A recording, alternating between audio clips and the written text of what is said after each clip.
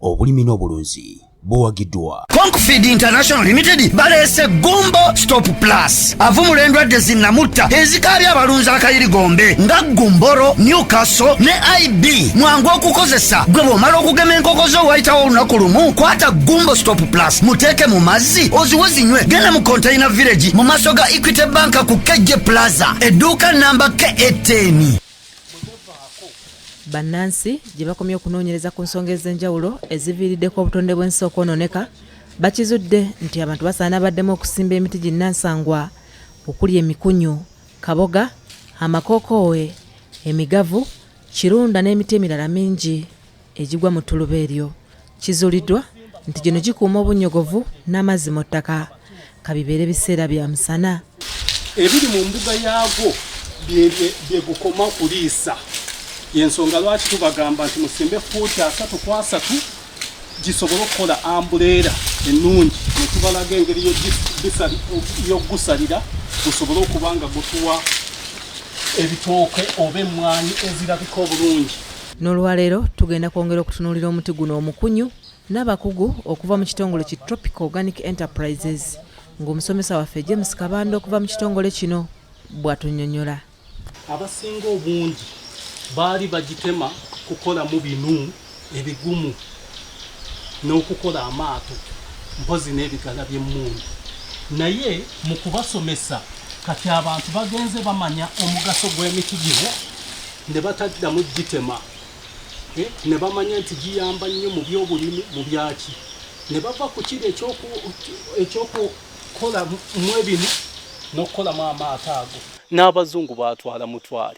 Era bw'oba oyagala kikakasa gwe laba awalala wonna gyatemebwa, naye bw'otuuka ku British High Commission wano ojja kusanga emiti gino emikunyu gyennyini ate nga abazungu y'empewo gye bafuna ey'obulamu. Nawe bw'ogenda weewuunya bo bakikola batya, naye ng'ate emiti gyaliwa emyaka 15 nga naye Yesu tannazaalibwa. Agamba nti mu kaweefube bano gwe baliko ow'okubunyisa enjiri ku bulungi bw'omukunyu eri abalimi abasobozesa bulungi omulimi yenna okugufunamu mu ngeri eziwera, ng'oggyeko kuba nti omukunyu guliikiriza ettaka n'okusembeza amazzi.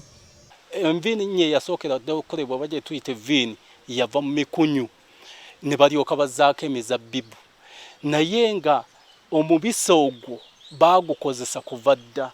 Omusomesa waffe James Kabanda ku mulundi guli ogwasooka yatunnyonnyola bulungi nti emikunyu gyaliwo kumpi emyaka 50 emabega era emigaso gyagyo gy'amaanyi nnyo okusinga emiti egyettanirwa ensangi zino. Singa tukola ebijja byaffe ne tuba nga twetoolozzaawo emikunyu gino, mwana wattu nno emirandira gyagyo bwe gitambula ne giyita mu bijja, omuntu ne bw'oba omuziise ne wayita emyaka emeka, era ojja ssanga omuntu oyo nga bwe wamuziika tavunze takoze eki, naye olw'ebyo ebintu ebirungi omuti guno byegukola ki bye gukola. Ne bw'ogamba nti kukyusa bijja oba kubitwala walala, ojja ssanga nga bwe wamuziika naye ng'ali lwa miti gino. Agamba nti emikunyu gisobolera ddala bulungi okusimbibwa ku nsozi ne ziziyiza okubumbulukuka kw'ettaka, amayinja n'okusala ku maanyi mukoka kw'aba atambulira mu biseera eby'enkuba.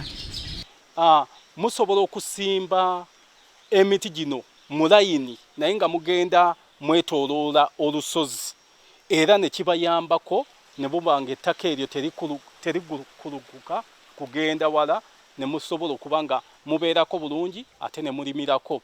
Era ab'ebuduuda mbakubiriza n'abantu abalala bali mu nsozi oba mu njazi nti guno omukunyu gwokka kyekyokuddamu, mujje mutwale endokwa zino kubanga endokwa za 15,500 ku ofiisi ku Tropical Organic Enterprises ne ku nnimiro zaffe kabula muliro.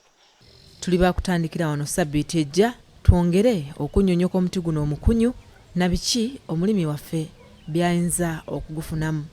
Wahida Nampima Lubwama, BBS Telefayina, obulimi n'obulunzi.